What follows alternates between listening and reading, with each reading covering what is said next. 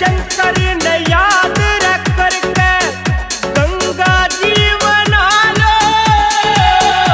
हर की पौड़ी पे भोग लगा के डाक कावड़ कम ठा लो। 100 मीटर सूट लगा फिर गाड़ी तेज बजा लो। सब आगे जागी भारी चाहे कोई शर्त लगा लो। कोई चलम जलाया कोई पुट्टी पीवे भांगाड़े गोड़े की रे। जो कर देने बम बम होरी।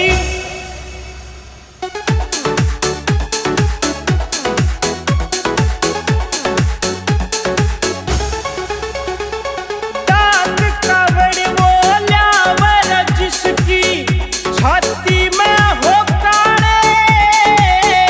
भाग भाग के पड़ जावे से पैरा के मछाड़े। फिर भी कोन्या डटते ये छोरे हरियाणे रे आड़े। 12 घंटे की ठाक चले ये छैल गबरू निराड़े। सुटम सुटा जितनी लागनी सकारे और घोड़े की रे। जो कर देने बम बम होरी बम बम होरी।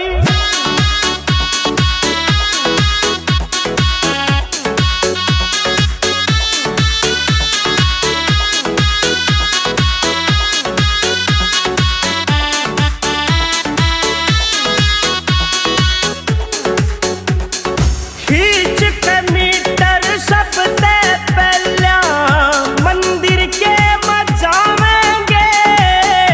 सारे भोले नाच नाच के मंदिर में धूम मचावेंगे। फिर बरोते आड़े का कोई मीठा भजन गावेंगे। शिव शंकर की जोत जगा के गंगा जल